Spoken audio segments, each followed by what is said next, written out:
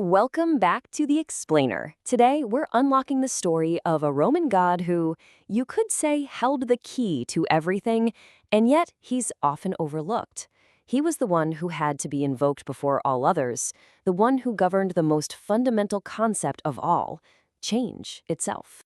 So, when you think of the Roman pantheon, a few big names probably jump to mind, right? These towering figures of immense power who, shaped the destiny of the entire empire. Maybe you're thinking of Jupiter, the thunder-wielding king of all the gods, ruler of the heavens. Or perhaps it's Mars, the fearsome god of war, the very soul of Rome's military might. But what if the most essential Roman god wasn't the king of the heavens or the master of the battlefield?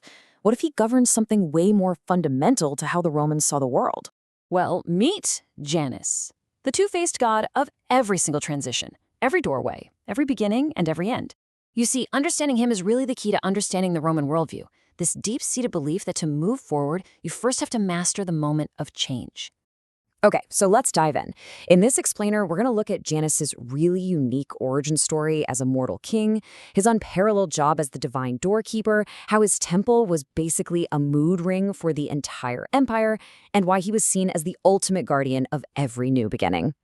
So let's kick things off with the big idea here.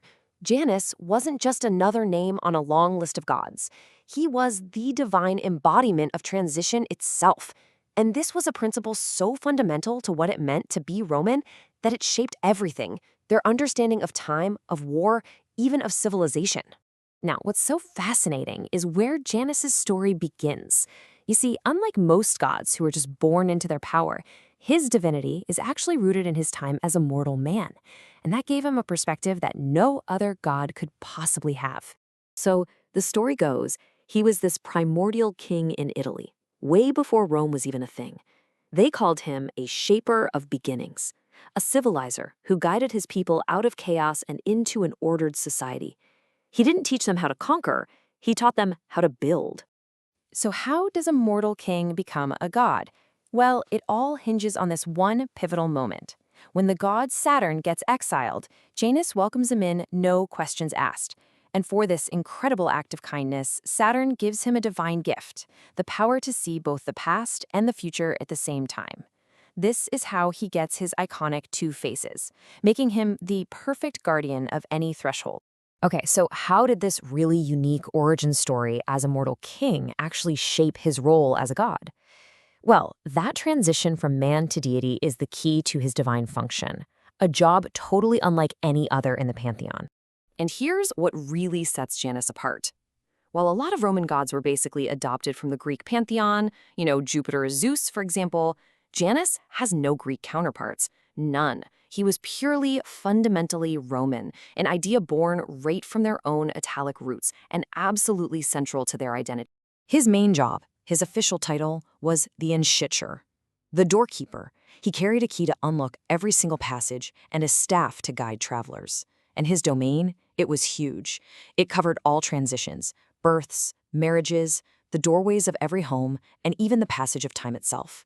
I mean, the month of January, Anwarius, is named for him. Now, this is where his singular importance becomes, absolutely undeniable. In every single Roman religious ceremony, one god had to be invoked before any other.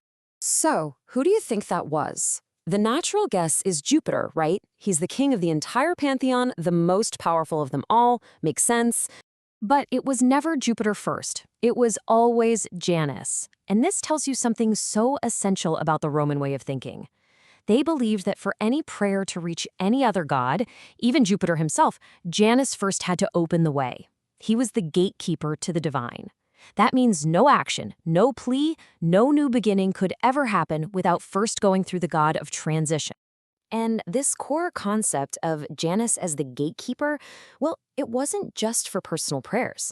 It was scaled up to the entire Roman state, and it was brilliantly illustrated by his most famous temple, right in the Roman Forum, the Janus Geminus. Think of this temple's gates as a giant public status update for the entire empire. When the gates were open, it meant Rome was at war. The god himself was believed to be out there on the battlefield, helping the legions. But when the gates were closed, it meant Rome was finally, blessedly at peace. So how often was Rome actually at peace? Well, historical sources confirm the temple's gates were closed only a handful of times over many, many centuries. For the average Roman, those perpetually open gates were a constant visual reminder that their whole world existed in a state of ongoing conflict. All right, so let's bring all these threads together. How did this two-faced god, this divine doorkeeper, become so central to the Roman identity and their entire philosophy of progress? You can see the journey, right? He starts as a mortal king who brings order out of chaos.